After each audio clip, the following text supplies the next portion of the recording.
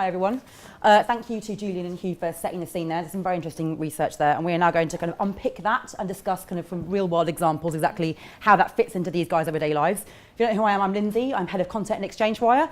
Julian's already given a lovely intro to each of our panellists, but just quickly, we've got Barbara, Mark, Dan and Simon here.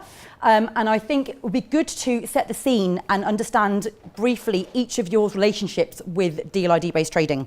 Barbara, as the publisher, let's start with you. Well, I run an international business, therefore I can see this report for my day-by-day business was quite interesting because it gives me the perspective of how buyers are using deal ID across different regions. The approach is significantly different. But what's also more interesting is that because probably I've been always working as a premium publisher, I was actually quite surprised to see that there is still some company that doesn't use deal ID at all. And that was something that, it's something that probably should be investigated, trying to discover what is the reason why a buyer wouldn't use a deal ID to transact. And something, I guess, for us to discuss later as well. Mark? Yeah, well, SSP representation? with the SSP, so we can set up deal IDs on behalf of publishers specifically or at platform level, and then we generate the ID and that gets passed on to the DSP. So we're setting up the creation and then the transaction layer of it. We can help with the troubleshooting for the publisher at a platform level ourselves. So yeah, we spend a lot of time dealing with them almost every single day with guys like Dan. Segue. Perfect segue. Yes. So I'm Dan. So I own the data and inventory partnerships at Infectious Media. I also spent a couple of years at a major DSP looking after supply relationships in Europe. And we also sort of coined the term of supply chain engineering, which was needed to go and actually consult with trading desks on how to actually use deal IDs and supply strategies overall in programmatic. So yeah, well versed. In terms of my relationship with deal IDs, so we used them a lot at the beginning. When I first joined 2013, we used them to access lots of inventory that we couldn't access previously. This was obviously pre-header days where everything was done in the waterfall and the tags. We launched Netflix in Europe on a purely programmatic basis, and we could not have done that without deal IDs at the time. Right. And that was specifically because we could not access the inventory in any other way. But in terms of my relationship since then, it's largely been a headache from a trading point of view.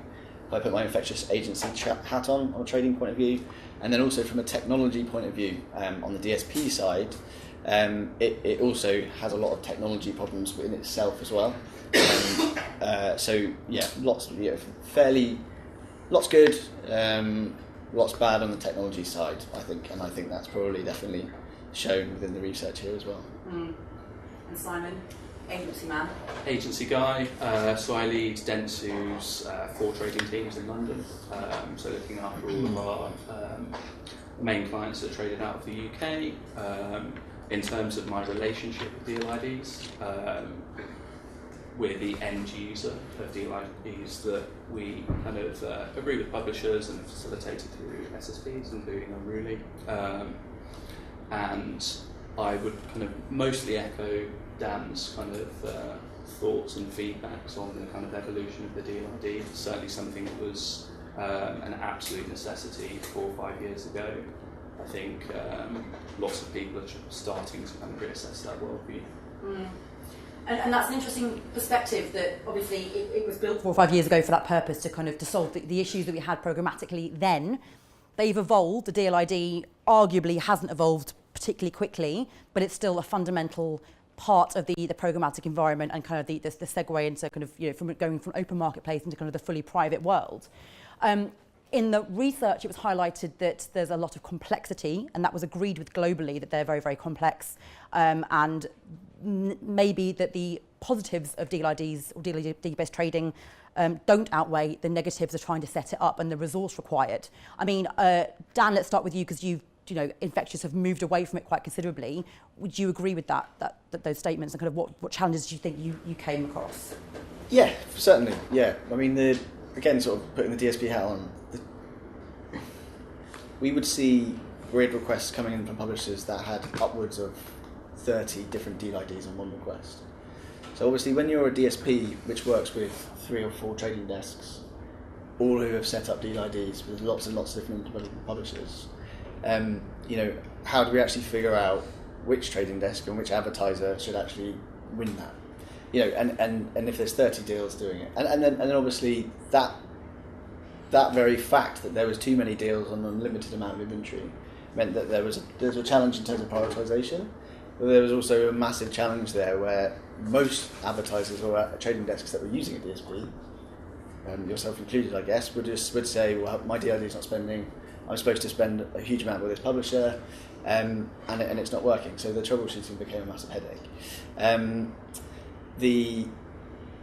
There are benefits to it though when you can try and figure it out, and I think technically we are a bit better there. And I think publishers probably are a little bit more savvy now. I think probably maybe set up a bit less, probably expect less to spend. But you know, all of this needs to be caveated. You know, we're talking about deal ID, but there's so many different. You know, I don't want to say deal ID is dead. We don't use them. Programmatic guarantee is a fantastic use of deal ID. You know, programmatic guarantee means here's a load of inventory that I'm going to reserve for you, and I'm a buyer making a commitment to buy. It's all done over real-time pipes. It's super easy to set up. There's huge amount of benefits for advertisers to do direct deals programmatically now with a guarantee, and that's one of the things that is amazing about, you know, that is an evolution of it, because people are like, I want to do a guarantee, I want to spend a certain amount, I want a set price. Fine, if you're going to do it, then guarantee. So we do that. Yeah. But in terms of actually using deal IDs in the old way, I generally don't think they're going to be around for very long. In terms of like a private auction or a preferred deal, you know, I don't think they're going to be around for too much longer in display. I'm not going to say something different about video, because of those limitations. Yeah. I would say even for display, they might be around a bit longer. I know we've discussed this before. I mean, the one thing they're really good at is putting information into the bid stream that you can't get any other way. So third-party data, the buyer can get, they can plug it into the DSP. The DSP is connected to these sources. What they can't necessarily get is publisher first-party data. So there is no other way of doing that. You can't pass that in the bid request and have it mean anything. So a PMP based on a publisher audience, that's how we get closer to like replicating the guarantee deals like you were mentioning there, where you're buying something based on what the publisher has, which is unique to them that they can't get anywhere else. And then, video, obviously. But do it over guarantee. If you want the data, do it over guarantee. Right. Well, like an IO or? No, it's PG. Though. I mean, deal ID itself on that. Preferred deal. Deal ID is just, I mean, it's an identifier for flagging things. In that sense, it's quite efficient. There's the strategies on top of it. I think what most of this is about they can complicate things. So even for a deal, you would still need some way of sectioning out that inventory to know that it's part of that preferred deal. It's also quite common amongst buyers that when publishers start to use audience segment, the scale gets reduced considerably. So the entire campaign doesn't start to work as supposed to be. And that's when I think as the breaking down programmatic guaranteed and even better real-time audience guaranteed is probably the solution, because it's when we actually are allowed to provide specific data and make sure that they're going to be delivered. The problem we've seen with this kind of approach is that people still believe that because they are transacting programmatic is cheap, and they don't realize that once I put on an ad stack my first-party data on a guaranteed basis, the CPM has to be higher than what you pay on a direct insertion order, because it's so premium that we need to be compensated. But I also think a big issue around PG at the moment definitely has use cases. Black Friday's coming up. Video might be like one use case for advertisers in areas where there's very high sell-through rate, but equally there needs to be a mechanism with which to pass back inventory to a publisher because it doesn't meet criteria at a strategy level. And I think also there's probably a gap between expectations on the publisher side around how programmatic guarantees should be priced and an agency's assessment once you take into account qualitative measures. So agreed, it's a good way of doing things in certain circumstances, but I think also there needs to be a mechanism for pass back if it's not fit for the client based on a specific campaign. And pass back is something that we are not going to consider anymore, to be honest. I mean, that's our approach. We're moving to header bidding because we want to avoid the pass back, because they were the reasons why we had a latency on the page. There was the reason why buyers were complaining not having full access to the inventory. We also know that once you pass back the impression, the value of the user decreased because the information that is going to be passed to the other request via passback is significantly less valuable for a buyer. You lose many parameters. You lose sometimes the information from where the user is coming from. So why do I want to resell my inventory through a passback? And I think in those instances, so I'm not necessarily talking about an ad tag and a passback, which I'd agree has lots of costs associated with it for a publisher, but certainly header in terms of giving a DSP, agency trading desk, whoever's looking at it, like full access to, all of your inventory, let them make decisions around that and agree priority and buy it now prices is probably a smart way to go. But buyer has already this access and this priority, because once you have an implementation through the header, you're literally seeing 100% of the inventory. The problem here, I think, is that thinking buyer... more in the publisher's ad server rather than...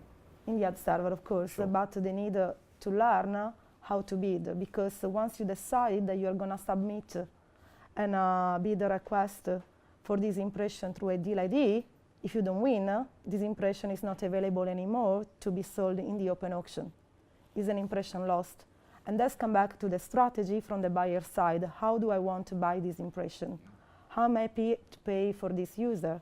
And when I should bid on this user using a deal ID rather than just submitting my buying process through an open auction. Because if DSP has got already some pre-audience on their side, so in this case, why to buy through a deal ID rather than just bidding in the open auction and taking the risk to lose this impression? So this is something that was also kind of picked up in the report as well. The fact that if I, as a publisher, I'm putting inventory forward in a private PMP environment, I've already kind of done X, Y, Z on the number of 60 criteria. So this is what the audience is looking like. And then the buy side take that and they will then do more, they will manipulate it more, and they will do things like overlay more data onto it, thus sullying the original PMP that's come from the publisher. And that kind of could also tie in with what Julian presented about the fact that there were 29% of all the PMPs out there were lying dormant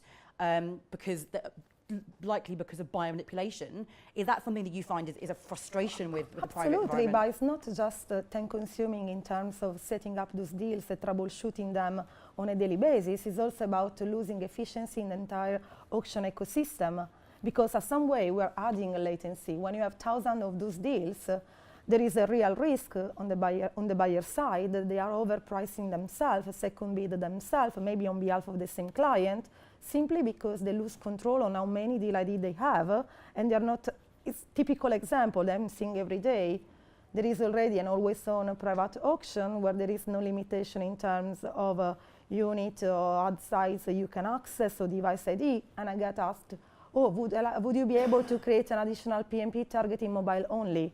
You don't need an additional deal ID. You just need to layer a device targeting on your DSP. And that is the duplication of efforts on both sides that shouldn't exist nowadays.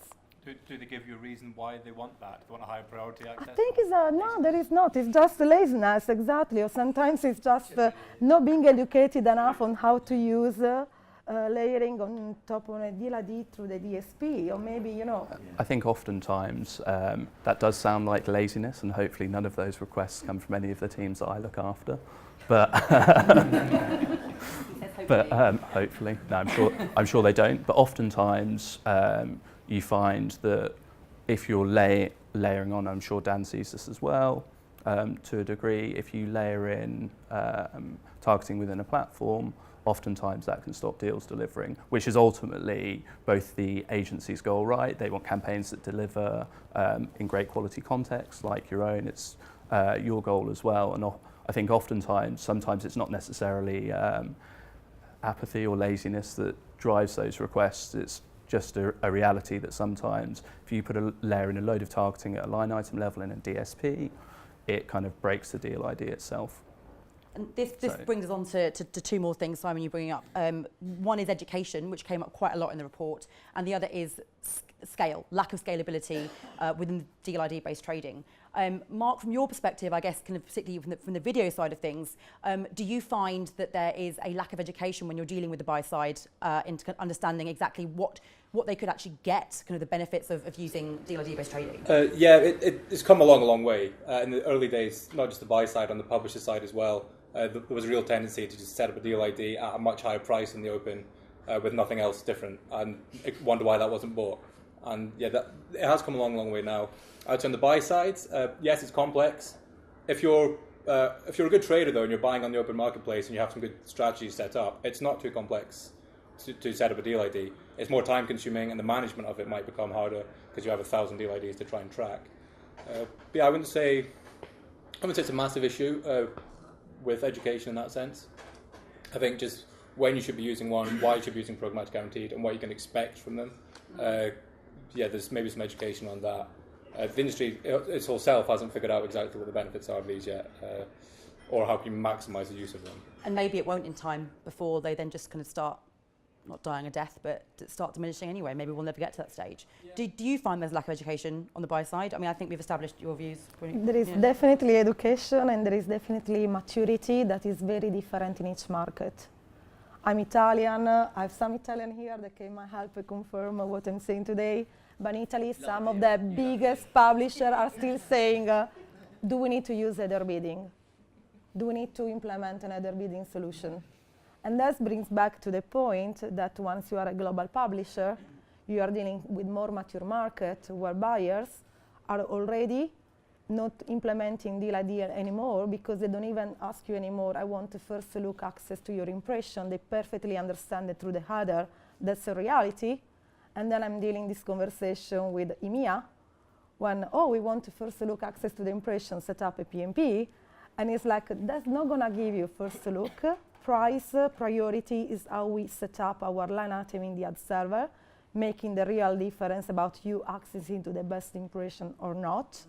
And then you have APAC, where it's all about, I want first-party data. Can you create this specific segment for me? And then it's like, for a publisher, how do I answer to 3 different type of approach to media buying across another stack that is global and is the same across all the markets? Yeah, I'm changing my answer now, I think. But with header bidding coming into things, that does, you sold me there. Header bidding within PMPs has complicated things because people don't really know how it works. I mean, header bidding is 2 things. It's on the page, seeing an impression before the ad server, and then it's how your ad server is set up. So you can see every impression, but if you have a line item way down at the bottom, you still can't buy everyone. You're being teased with them. So that side of things, there's education around to be done. And then how can, if you set up a PMP within one of your SSPs, are they passing a flag through the header tag into the ad server to somehow target a line item there? Often not, probably not. It can be done, but I think there's a lot more of education on how PMPs work from the header bidding world, if at all, to come. But that lack of education, it's partly down to publishers' fault for this, around trading desks and advertising. Shots fired. It is, because simplifying it, you want to sell your inventory for as much as possible. I want to buy it for as cheap as possible, right? And all this fun that we're having is basically still that war, right? Isn't it? Really, and we're still not there yet. We're still trying to figure out ways where you can get as much as you feel we can pay a fair price. We want to pay a fair price, but publishers' strategies to trading desks differs so much, and again, you're now representing your publishers, sorry, but how often is it where you get an email and say, hey, I noticed you're buying loads on the open exchange, do you want to set up a PMP? That's the sales strategy of a very lazy publisher. Absolutely no context, absolutely no information, just like, I see you're buying cheap, can you please just pay a little bit more by going into private marketplace?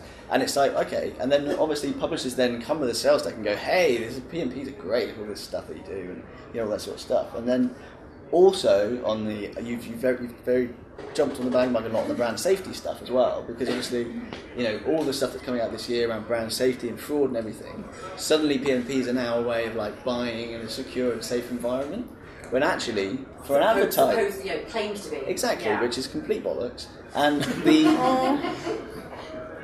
well, it's not bollocks. Okay, there are reasons. I don't disagree on one okay, thing. fine. But for an advertiser, my what I should be doing for my advertiser as a DSP, as a technology firm, and as an agency, we should be saying, we should be giving you enough confidence. Header biddings come across. There's an opportunity to look at every single available impression, and there's an opportunity to spend your campaign in the most amazing way, in the most easiest way, using all the supply, giving them confidence in open market strategies and actually using the proper dynamics, what real-time bidding was supposed to be for, and making sure that it's brand safe in an open market is much more.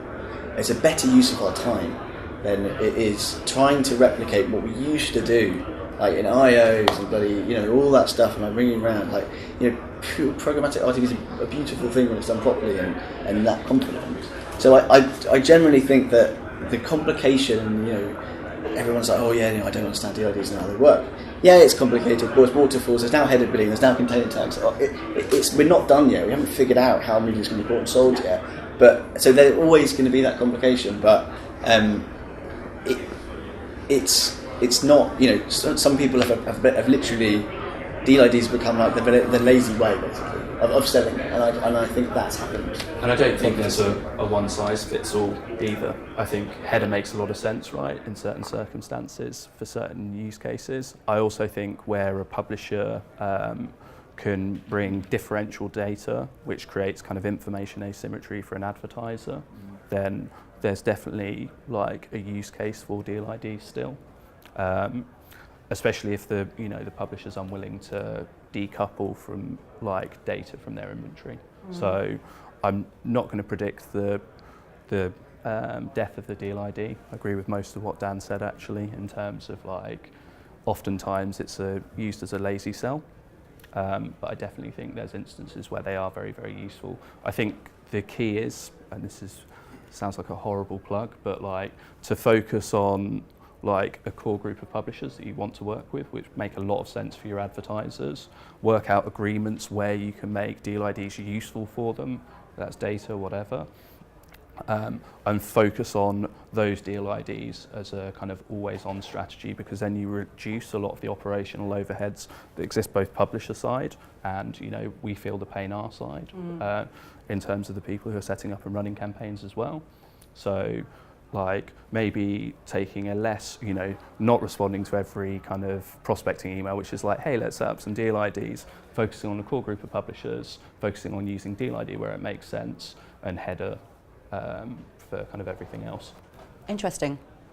Okay, and that brings up an interesting point, because when we refer to deal ID, we're not talking about just kind of one type of trading. Deal ID can be applied across many different types of trading. So when you're saying, have a relationship with your core group of publishers on a deal ID basis and then use header for everything else, you're referring to kind of one-on-one deals, or you're referring to kind of like a one multi-publisher open-ended deal, is kind of your preference? I think the research that Julian showed at the start of the kind of day shows that actually there's not too many one-to-one deals knocking around, right? No. And I think some of the insight that Dan's given everyone also shows that lots of bid requests that come through have lots of deal IDs associated with them.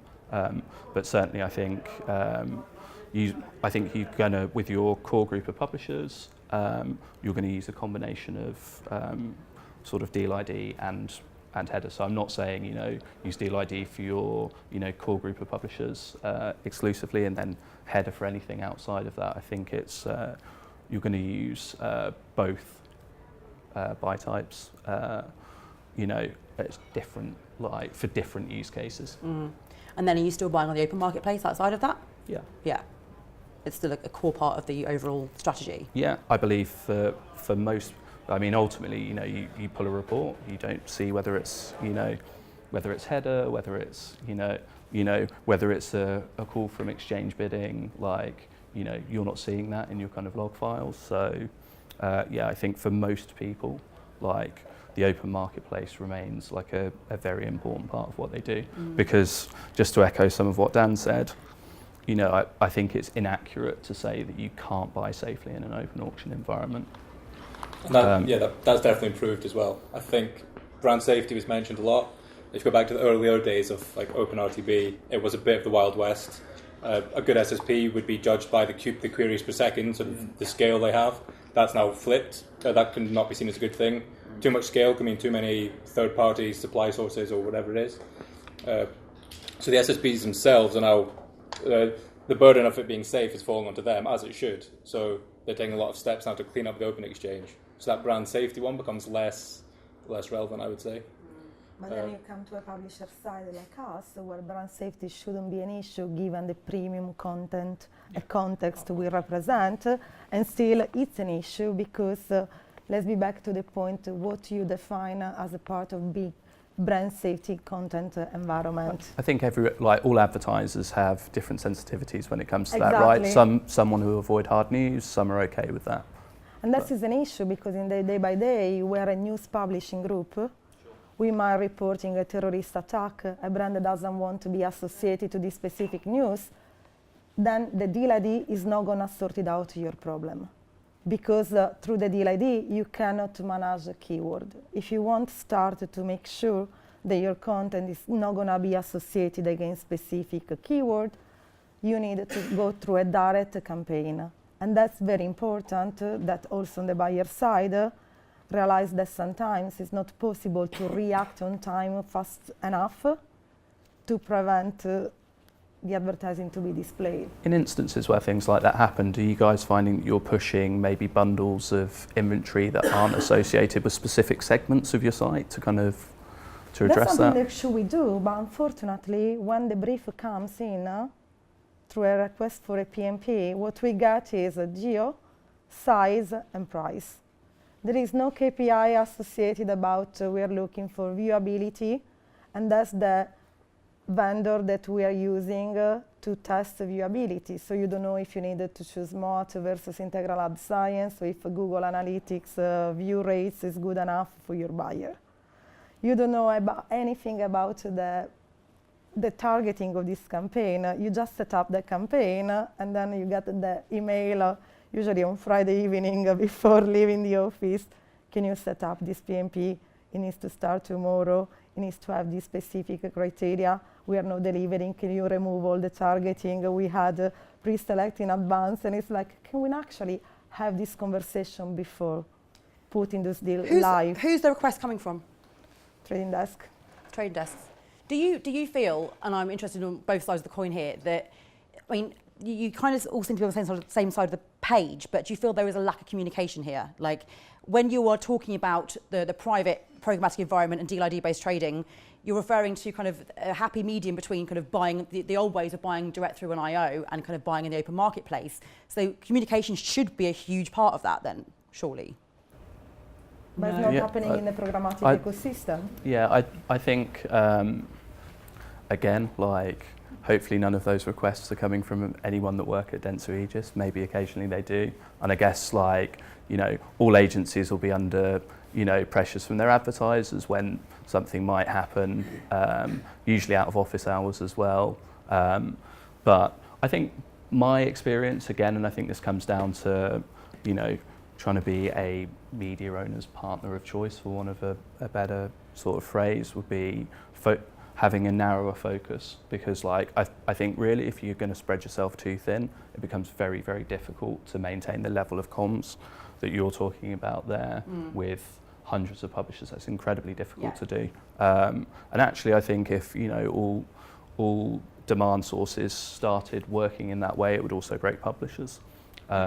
So I think a key is balance, right? You find your key partners, you make sure that you have open dialogue with them around what you require, both from a targeting perspective, the tools that you're going to be using to buy, the technology that you're layering in over the top of those buys, which may impact delivery. I think by focusing on a narrow cohort of publishers, you can have those kind of deep relationships and make deals work. It's not always. It's also the strategy that we recommend as a publisher, at least in my company. We always say to the agency, let's set up generic private deals always on. They give you access to my inventory and you know exactly what are you buying without targeting a specific campaign. And if we want to move to a specific goal, then is when you contact me to create a specific PMP. But that's not happening. When I try to have this conversation, me and you might agree, but in the day by day, when it comes down to the execution of the deal, the reality is going to be that it's not happening. And I don't know what is missing here in the conversation, but each trader manager would approach a publisher in a completely different approach. Yeah, I guess that's... They can guarantee it. That's the way to do it. Guarantee it. If you're bothered enough to send an email, you're bothered enough to get in contact with you and say, I really want this part of the site, I really want this audience, go, fantastic, here's the price, I'm only going to do it over PG. If you want anything else, do it over Marketplace. That's what's going to happen. Like, that has to happen. And it just stops all this, it stops all this intermediary. If you really want it, you want it. And, you know, the programmatic guarantee part, which happens over Deal ID, it's going to be audience-based as well. So, you know, it will eventually be audience-based. So it's going to be like, every time you see this audience, send it to me, or I want to do this deal, I really want all these audiences and things, but don't send me converted John Lewis people, here they are. And that's it, and that's how the deal contract, and it's guaranteed and it's done. And that should be the job of the traders and everyone to actually say, right, fantastic, I've done this. You know, make them do a bit of work ultimately, and it makes you're happy, the advertiser's happy, and then everything else which doesn't require your site, your audience, your thing, you know, open marketplace strategies, you know, and that's, I generally think that's going to be, I can't see this continually going on. Like, it's not good for you, it's not good for us, you know, in terms, again, caveated massively in terms of like video and all the other stuff. Yeah. And, you know, there are some other use cases of it, but when we're specifically talking about an advertiser to a publisher, that's fine. I mean, there are the other uses of deals that we haven't talked about, which I think will still be around, is an SSP release is something like, so we're doing a really good one with AMP. AMP pages now exist, right? So accelerated mobile pages now exist. There isn't actually any way to actually send a signal that this is an AMP page, but technically that doesn't exist yet. But SSPs can now say, oh, I'm going to release a flag. So the flag's going to be really important for you. God knows when, you know, that Nexus DVM or Medium will actually, you know, whoever you use, you know, it will be in the roadmap somewhere. But it'll be fairly early doors for Google, right? Yeah. Oh, well, maybe, yeah.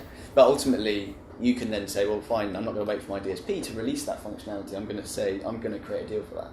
So that actually becomes a really good use of an always-on deal across all supply, which is like cinema mobile pages, and everyone can use it and test it out. But that's a fantastic use of a deal outside of a direct one-to-one advertising things. You know, so I think there's still going to be there, and functionality will exist, and I think you'll find that, you know, that's not going to go away in terms of Julian's slides, which have all the ones. So they'll be there to cater for the needs of what can't be achieved in the open marketplace or achieved through header or server to server.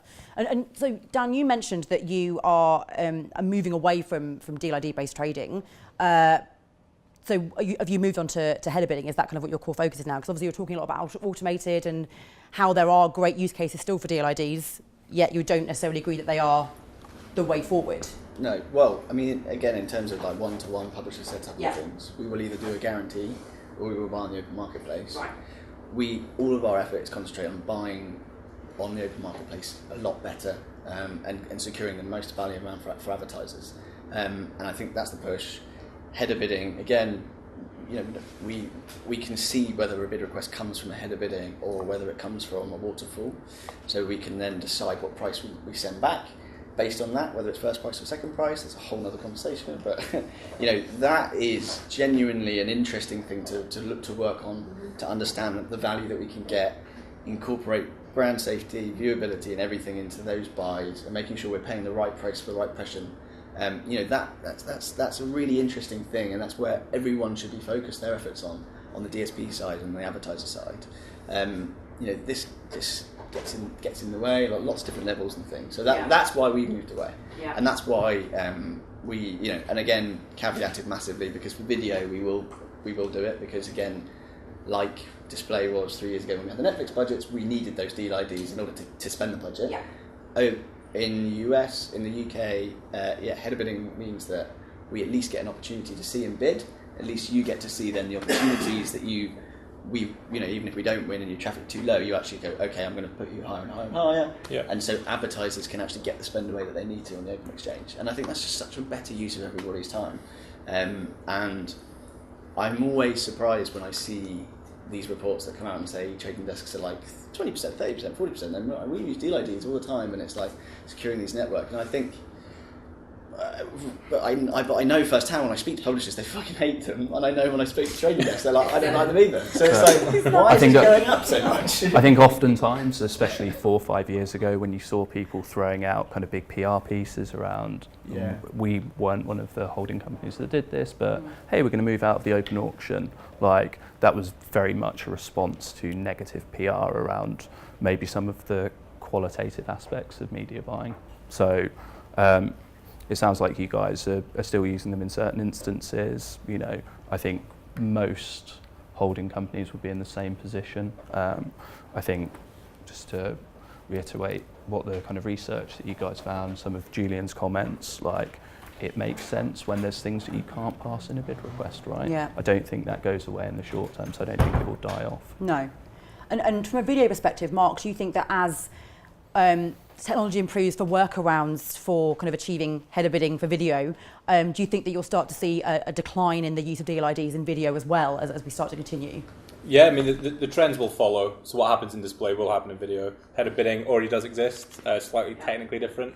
I mean, in Outstream it exists in almost the same way. It's just the adoption of it, because the reasons for header bidding, the benefits. If you're a publisher, it's easier to manage 1 or 2 video vendors than it is the 15 you're managing for display. That's all changing, so header bidding is coming. It will be here quite soon, and then for that, all the reasons, everything that's followed on display will follow for video. So yeah, I mean, that's, if DLIDs decline on video for that sense, yeah, I think they probably will, but they'll still be around for the exact same reasons we've discussed here. And I'm conscious of time. How are we doing for time? Okay. What am I supposed to be at? Okay, I've got plenty of time. I'm also keen to kind of understand how, if I'm an advertiser, and obviously brand safety, we've talked about it already, it's been the big thing of 2017. It's come up a lot in the report. If I'm an advertiser, I'm looking for a brand safe environment, is the PMP where I should be going to? No. No, I mean, look, I think, again, you know, anyone tells you that, you know, private auctions are the only way to kind of buy safely, probably, you know, has an agenda to push, whether that comes from the buy or the sell side. I think the reality is there is and has been for a number of years ways to safely buy in an open auction.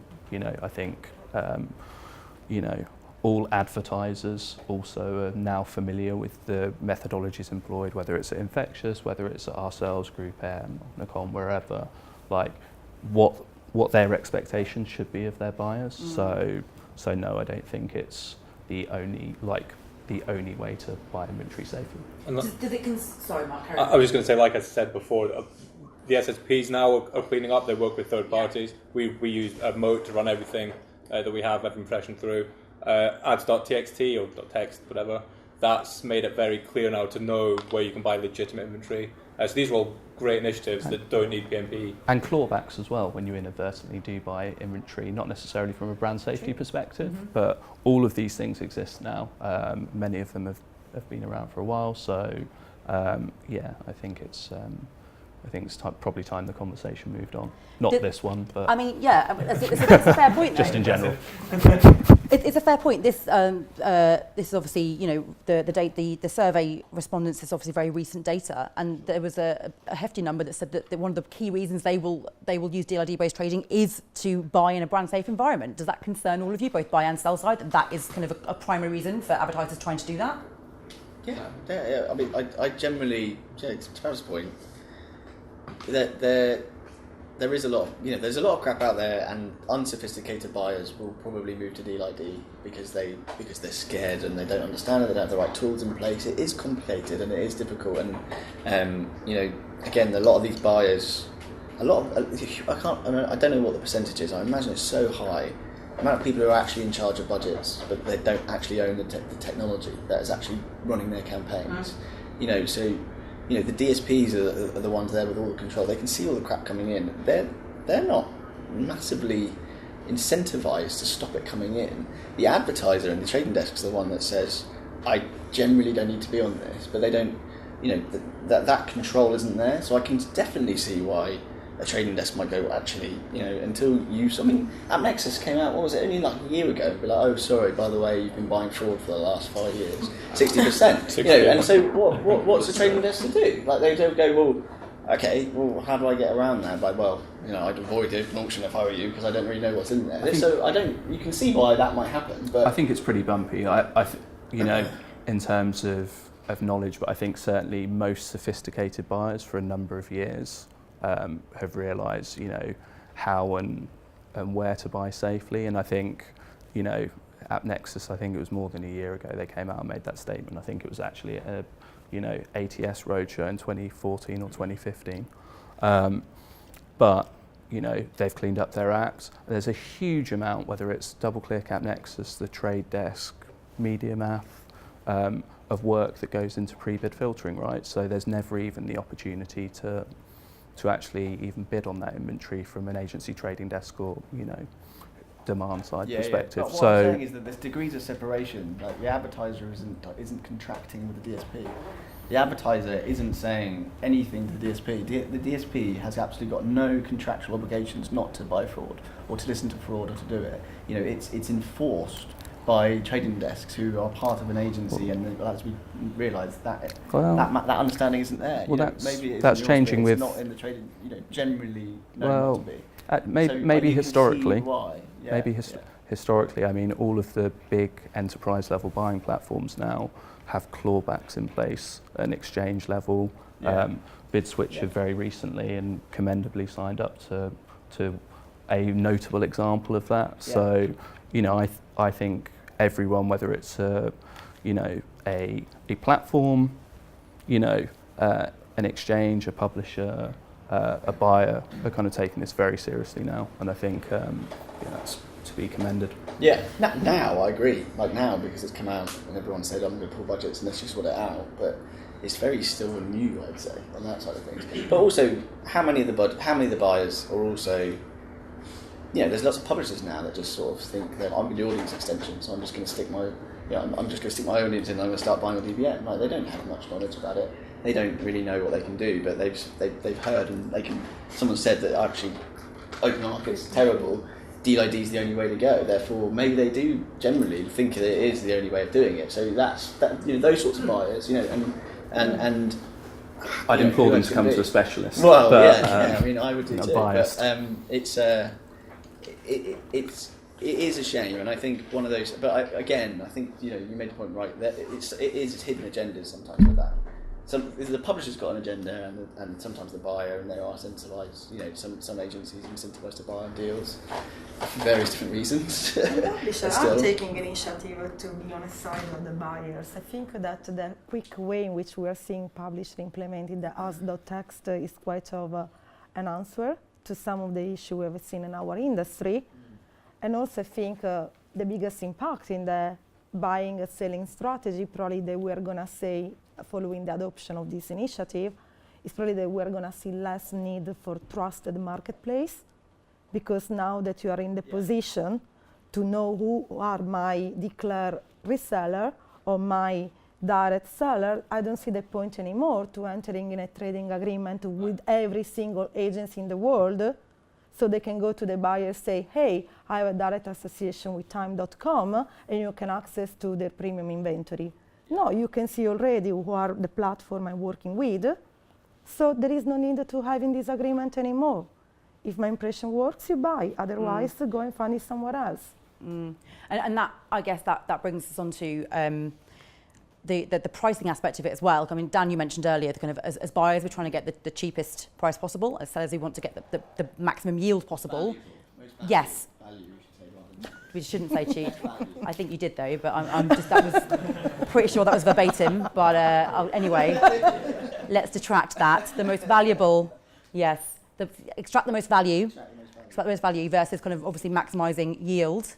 That you definitely can say.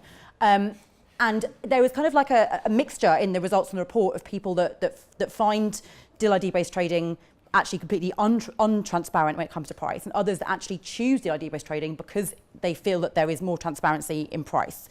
And there's probably that mix probably comes from whether the respondent was buy or sell side. I would imagine there's a lot to do with that. I mean, do you get frustrated as a publisher when you feel that buyers think that you are literally stiffing them? Obviously, Dan talking about getting emails, like cheeky emails from prospective saying, hey, you're buying on open, why not try and pay more with us via PMP? It's not even It's not helping your name. I personally try to have it with the buyers because I would be really upset receiving a request like that. But that's, I think, is again back to the how much the salesperson is smart and understand how to get access to the inventory at different level. Lazy salespeople would take this approach. An expert salesperson shouldn't never approach the buyer like that. Or another typical example that before was very popular, masked URL versus transparent. Maybe, you know, sometimes I still go to this impression, in the same way which upset the salesperson on the buyer side. On the publisher side, something that really annoys me is when I see an advertiser saying to me, oh, your inventory through this ad network performs so much better than when I buy directly. How that is possible? You are buying through a network that doesn't declare where they are buying the impression from, and now you are telling me that my matrix performs better than when you buy directly? There is some disconnection here. So that they aren't buying from you, surely? Of course they're buying from us, but maybe they're buying from us directly, or sometimes they're just buying one of our impressions through some of the network we enter in partnership with. And the matrix that they present to the advertisers are completely altered. And I've been in conversation when luxury brands are saying to me, if I buy through this network, you perform better. If I buy direct, you're selling me a low quality inventory, and that's not absolutely possible. It's more how the people have presented certain KPI. And again, back to the education. It happens a lot. No, I can imagine it happens a lot. But I've seen Time Inc. perform on an authorized reseller better than if I went direct. Better than if I'm buying it direct. Have you seen it? Yeah, it would happen all the time because it's cheaper, right? It's cheaper. It's loads cheaper. So you haven't been able to fulfill it, whatever it is. You pass it to your network. You say you give it to a network, and your network gives it to me, and I bought it for 20p instead of 50p. So of course it's going to perform because it's half the price. You won't believe, but sometimes a reseller, a certain network, will sell the impression highest than you can find from us directly.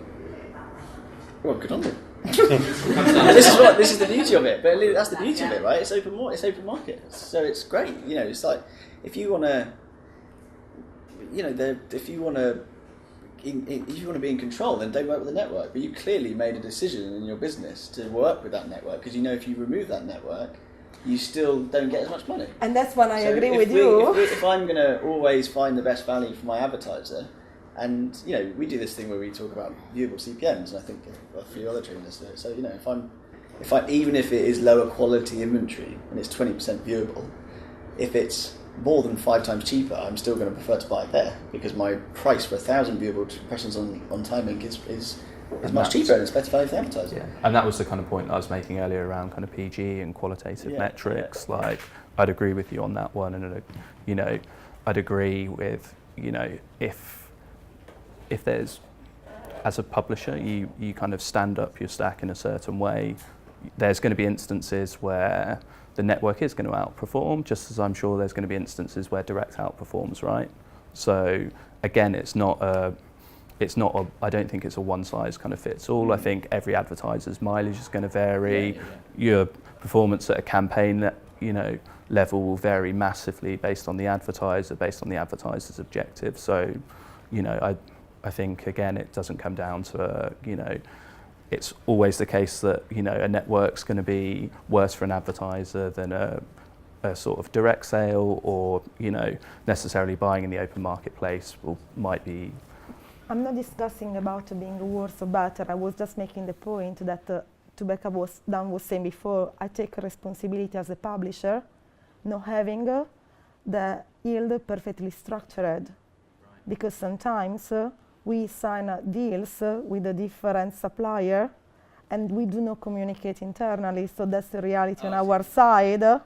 But, and that's when I say it's really important, we as a programmatic director, as a programmatic expert, that we have a constant dialogue, very open with all the stakeholders within the company to make sure that ad operations, yield and pricing manager are constant in setting up the priorities across the ad server, because most of the time, the day-by-day of a big publisher like us is that you might want to achieve one specific goal as someone else is actually taking an action that goes exactly in the opposite direction you are trying to achieve, and that results at the end of the day in this friction and the contradiction in how we made our inventory available to the market. And that's something that we publishers are responsible for it. And that comes I'm back to absolutely with you on that comes this. back to us before talking about having an open dialogue. I'm going to have to stop you guys there because I'm very conscious of time. I do want to open up any questions to the floor. So does anybody have anything they want to ask our lovely panellists? Everyone wants a drink. Silence. Yeah, probably. That time of the evening. I think we all do as well. Yeah. No questions? Oh, we do have one.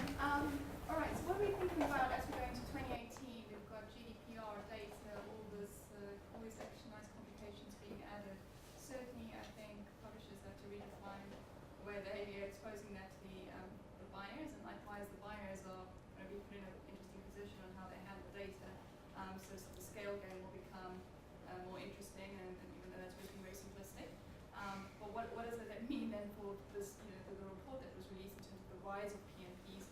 Do you see that as we go into a 2018 GDPR-driven market? Do you think it will actually be this rise, or is it still very much a case of simplicity and scale? There's a little bit of an indication that scale and simplicity is still. So for the purposes of the microphone, I'll just kind of give a gist of what Michelle said there. So kind of as we go into 2018 and we're entering the kind of the GDPR realm of things where obviously data security and data privacy is much, much more important, does that mean that then the PMP argument will kind of rise again? Is that going to be a better place for us if we're looking for data security in a data safe environment? So let's try to understand, first of all, what is a GDPR, because that's the certain things that we need to... Don't you know, Barbara? No, my point is like, I don't think it's really been made to protect the user. Okay. Because I mean, if I have to discuss the purpose of GDPR, and recently I was reading an article where spy agencies sell our data, including medical records, to other agencies in Europe. And now the legislation is asking us publishers to be GDPR compliant to protect the privacy of the users. So I think the European Commission would probably disagree with you as to why the GDPR has been set up. But all the discussion about GDPR is about legitimate consent versus express consent of using your data. And one problem that we are having right now is trying to understand what is personal data, because the definition provided by the legislator is quite broad. yes, Theoretically, when you started to have a triangulation between location ID, postal code, and IP address, suddenly can become a personal identifier information. Well, before, under this different definition of GDPR, these three parameters alone wasn't enough to make you responsible transacting personal data. And that's kind of things that on our side we are trying to understand with the support of lawyers, because is what is defined personal data. Saying that, as good, of course, being a big opportunity for us to re-look at the way in which we were collecting data, we were storing them. We are changing completely the policy to make sure that at this point the user is using a process to opt in rather than opt out, like it was sometimes in some of our properties. We are working to make sure we're going to be compliant, so I don't see it's going to be a huge risk. It's more around that it's very difficult under a legal point of view to understand what is the real purpose of the legislator in making those personal data compliance. Yeah, I think there's a clarification coming in December, I think, around e-privacy, which obviously is tied very closely to GDPR. So this conversation in January might be different to now because it'd be very speculative. So yes, I'm not going to do it. Julian, put another one on in January. I think specifically though to how it relates to this, which I think was the question, I think there's going to be much more limited supply in the open marketplace. Limited supply? So there's going to be less supply next year than there is because of GDPR, whatever the e-privacy comes out as. And what's very interesting is that we are going to have a shift where there's going to be more demand and less supply. And that is one of the reasons why we are at this place, actually, if you come back down to the basics of it. The second price dynamics, second price auctions existed in search and it was because there was and it worked perfectly because there was a massive amount of demand and a tiny bit of supply, and it meant that it was a fair exchange. We've given it to programmatic, whether it's the opposite. There's a massive amount of supply, limited amounts of demand. That's increased. But I generally think that, again, relating it to this, if there is a reduction in supply, because buyers are going to demand that you only pass through compliant users and compliant inventory that has compliant users with it at the same time, which could potentially happen, which will again limit inventory. We're gonna switch back to that. We're going to really come back to why secondary price is there. And I think publishers will see that their CPMs are going to go up, and it's going to come back to set price. Unfortunately, we've got to a place where we're on header bidding. We've already moved. We're moving to first price, which I don't think is a great thing because and we're moving to first price because the second price didn't work because of the demand and supply. But I think actually when we move back, I would be very surprised if we don't then start actually shift back to second price, and we'll actually see proper auction dynamics winning the day.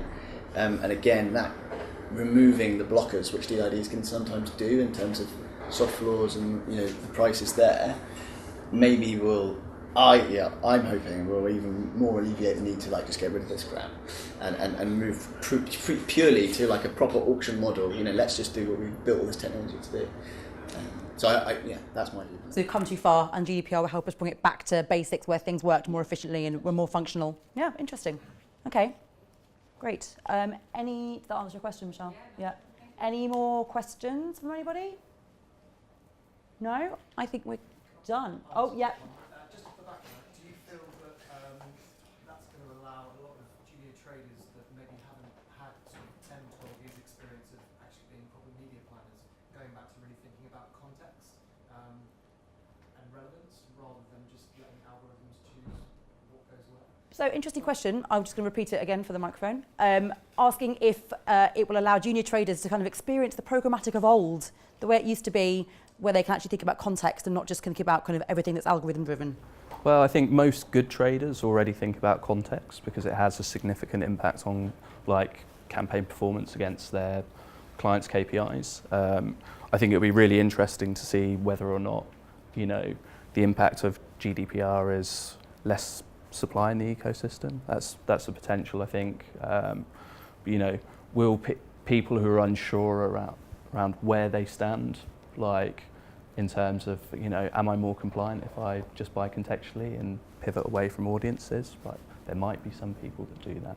I think it's to Mark's point, I think it's really without having more clarification.